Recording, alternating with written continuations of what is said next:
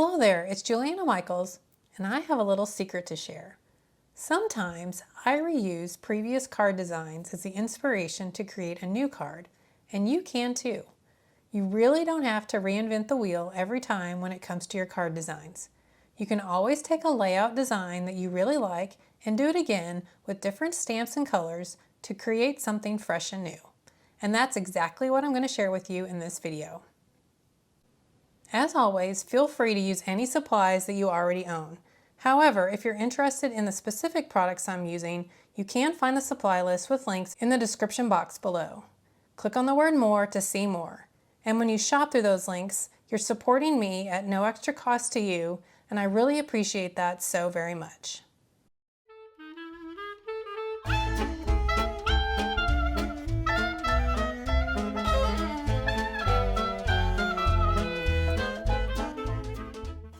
So for this card, I'm going to be working with the Home for Christmas stamp set from Tim Holtz and Stampers Anonymous, which is part of his 2024 Christmas collection. When I saw this stamp set, I immediately thought of another stamp set that came out earlier this year because the art is very similar, and it's the Curiosity Shop stamp set. And they both kind of have that same style of art on them. And then of course, Tim used the same similar font here for the sentiments. So that kind of inspired me to, instead of reinventing the wheel, I took a card idea that I created using this stamp set and used that as the inspiration to create a card using the Home for Christmas set. Here is the original card I made using the Curiosity Shop stamp set, and the one that inspired the card I'm sharing in this video. You can find a link to the video where I created this card along with 2 other cards in the description box below. So I'm going to still walk you through how I created the card, even though it's really similar to the card from that previous video, and I'll have a link to that video in the description box for you so that you can check that one out, because that video includes 3 cards and several different techniques. So if you haven't checked that one out, it's definitely worth a watch. All right, so let's get into it. So kind of, as always, paper I'm going to be using is Distress watercolor paper, and I'm going to be working with some Distress Oxide inks in Scorched Timber, Uncharted Mariner, Mowed Lawn, Aged Mahogany, and Rustic Wilderness. I'm also going to do some stamping with the Archival ink in Ground Espresso, so you just need some sort of permanent ink. And then I'm also going to be using Distress watercolor pencils in Rustic Wilderness and Aged Mahogany. You could use any kind of watercolor pencils that you like. You could use re-inkers, you could use Distress ink. Any of those could be put onto your craft mat and then using a paintbrush to pick up the ink. As far as the technique with the Distress Oxide inks, I'm going to be doing the stamp and smudge technique, which is definitely an all-time favorite of mine. And for that, you need some sort of ink that dries slowly. So you could also use pigment inks if you don't have Distress Oxide inks to get a similar effect. So when I'm doing the stamp and smudge technique, I like to do a few practice runs with it to just try and figure out what stamps I want to work with, what colors I want to work with, and then how I kind of want to lay everything out and have them overlap with each other. And I've just used some HP LaserJet printer paper. It has a really nice smooth surface. As you can see, the Oxide inks stamp really pretty on it. So you could just use this, quite honestly, you could just use this paper for your background instead of using the watercolor paper. And yeah, so like you can see, I just kind of came up with several different patterns that I played around with. And in the end, I didn't end up even using the gift box for my background. So definitely don't be afraid to just do a little practicing, and I recommend this paper for that because it's so much cheaper, and in the end you could still use it if you wanted to.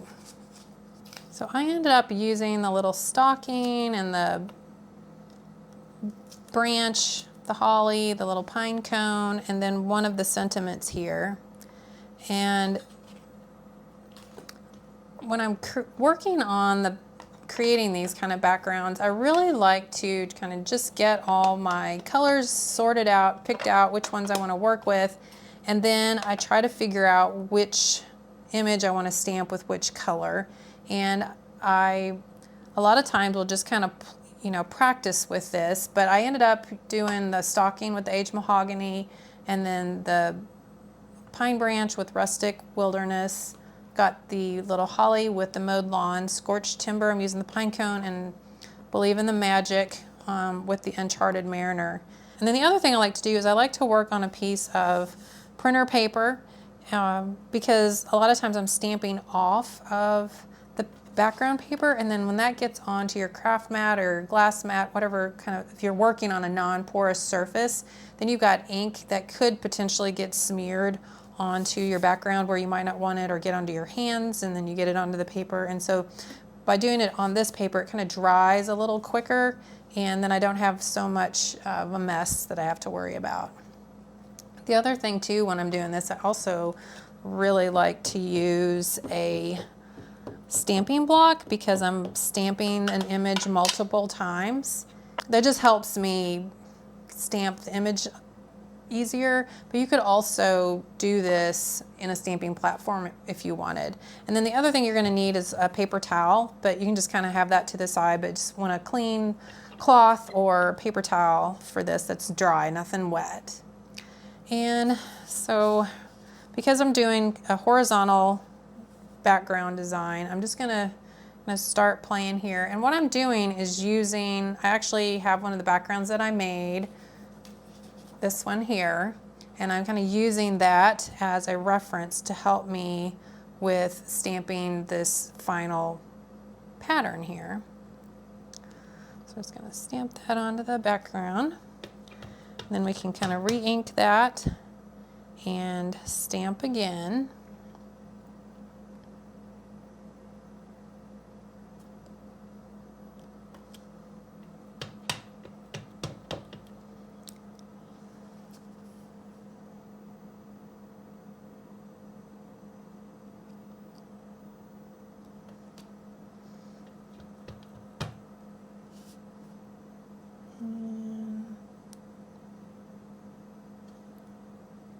Let's do this.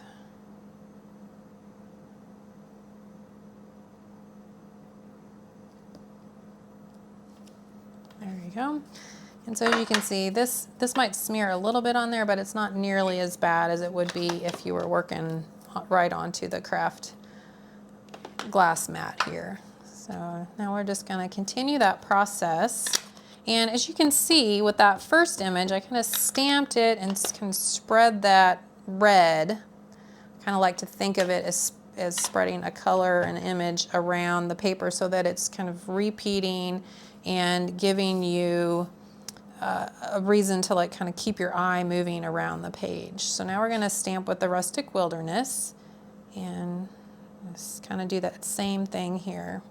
We're going to stamp and kind of get that color across the paper here.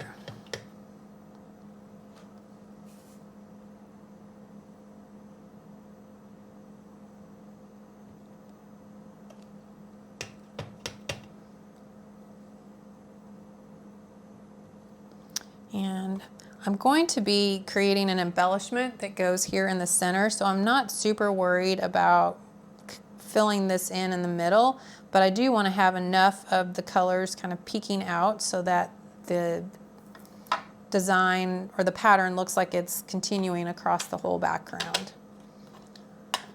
All right, so now we'll do the little holly leaf here with the mowed lawn. And again, kind of the same thing here, just stamping it to carry that color across the background.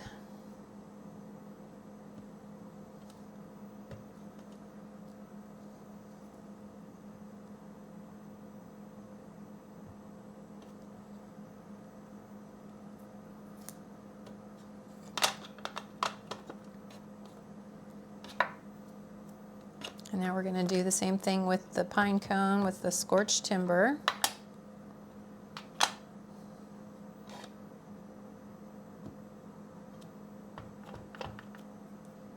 And as you can see, as I'm adding these colors, each image I'm kind of filling in some of the open spaces that were created from the previous stamping.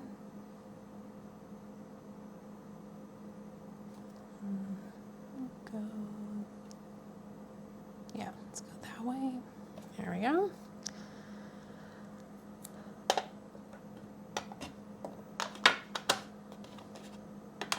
And then lastly, we've got our little sentiment stamp here.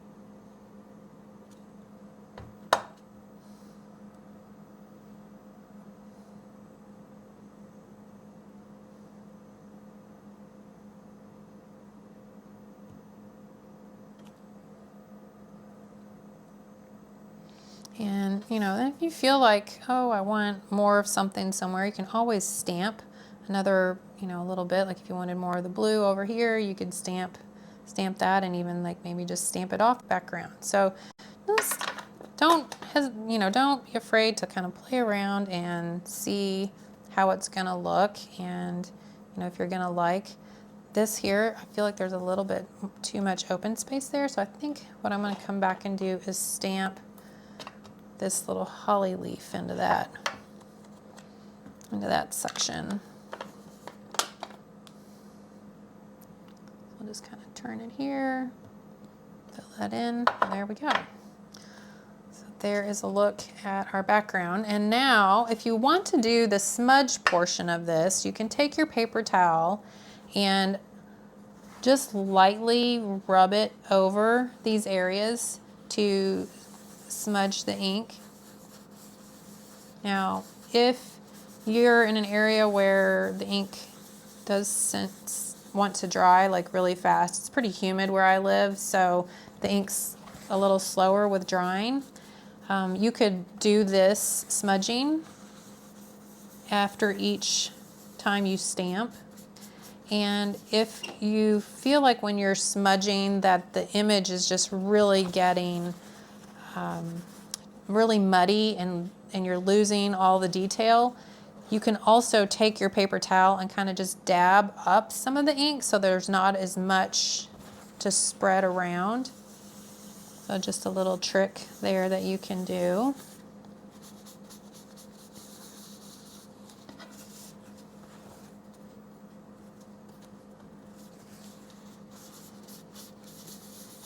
And you just kind of rub around just lightly. I'm not, you know, pushing really hard. But there we go. And so there is a look at the background. And then to finish off this background, I'm just going to ink the edges here just a little bit with some of the scorched timber and a blending brush. And I'm just going to rub this around the edges here just to darken it up just a little bit.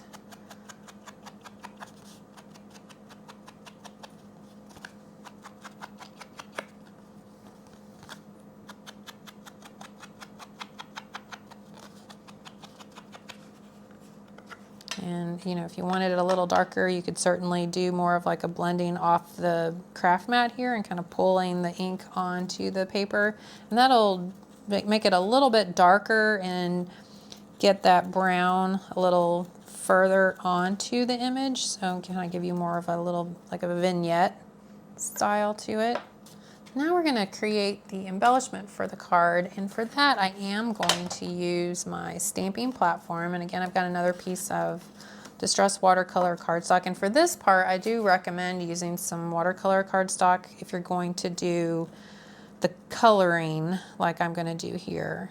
So I'm just going to center that image there, make sure get it straight, and we're going to stamp that with that Archival ink and ground espresso.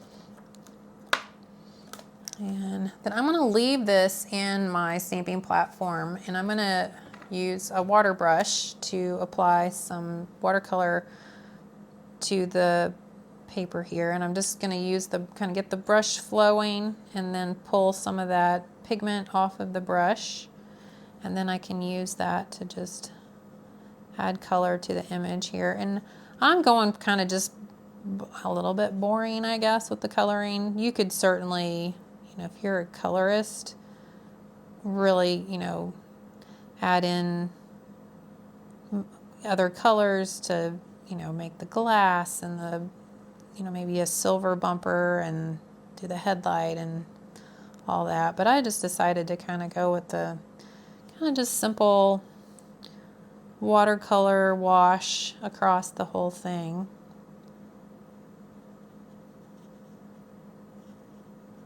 So again, it's always options and different ways of doing things, and like Tim always says, you do you. So if you want to color, color. If you don't, don't. So in fact, if you could, even if you wanted, you could just stamp this image in a color, just Distress Oxide ink and solid, and just be done with it. So definitely options. Now I'm going to do the same thing with the Rustic Wilderness for the tree. Get that kind of flowing here a little bit.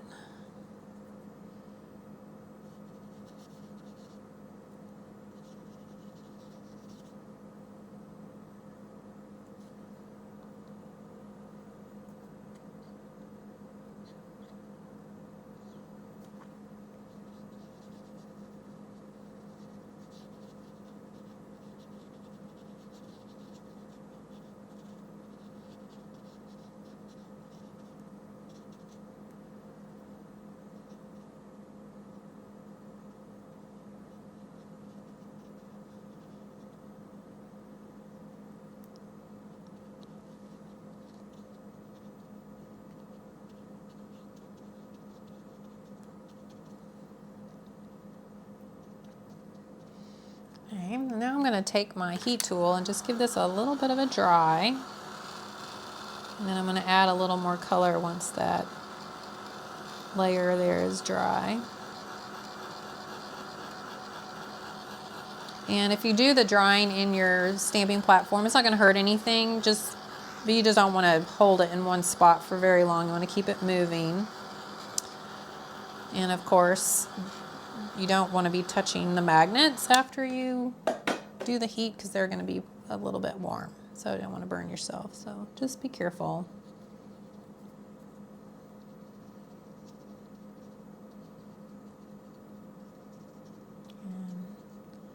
Adding another little layer of color here just to add a little more interest to it. So as you might have noticed, I've stayed working in my stamping platform with this, and that's because I find that the watercolor pencils kind of dull the stamping image a little bit. So I like to stamp it, color, and then re-stamp it. And that just kind of really helps that image to pop. So as you can see, it doesn't look bad right now, but I'm going to stamp it one more time here.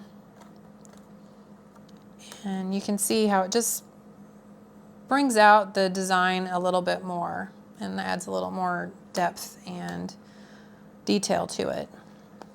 But the main key if you're going to do this is you just got to make sure that you get that paper in there and you don't move it between when you're doing all this stuff. Now you saw the paper kind of did want to like warp a little bit as it was getting wet and I was drying it.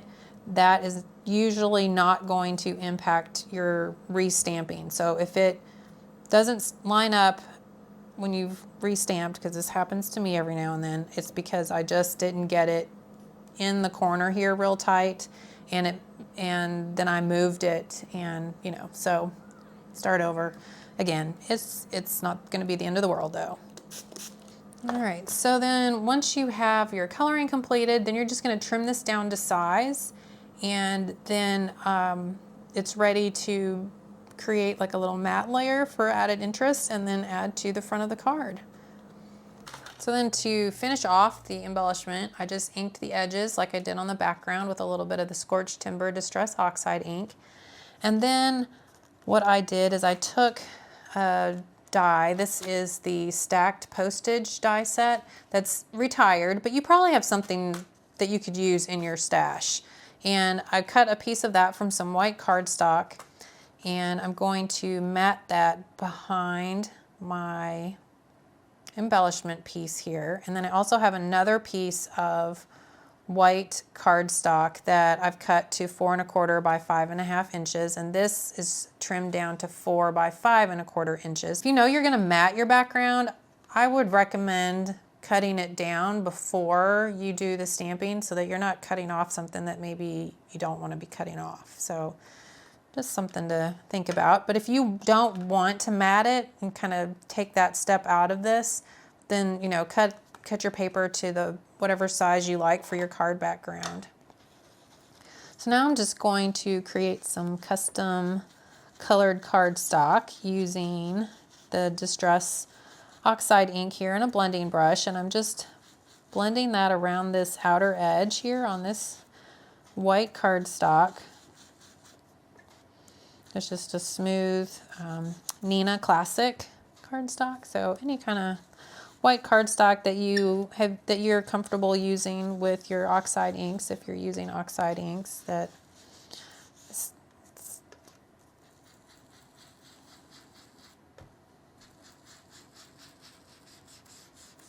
And you don't need to add color all the way into the middle because we're going to be covering that up.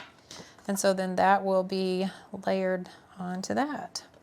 And now I'm going to do that same thing with this postage stamp layer. We're just going to add that Scorched Timber around the outer edge here.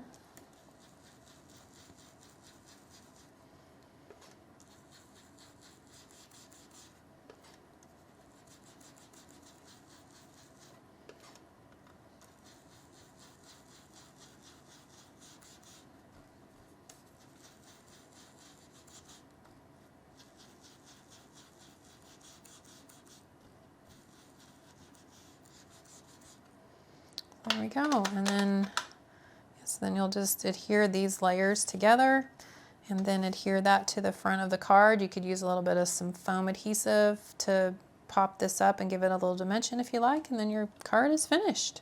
I hope you enjoyed seeing how this card came together using the Home for Christmas stamp set from the Tim Holtz Stampers Anonymous Christmas 2024 release, and how you can take the same design and reuse it with different stamps and colors to create something fresh and new.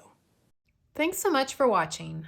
Don't forget to hit the subscribe button so you can join me on a more regular basis.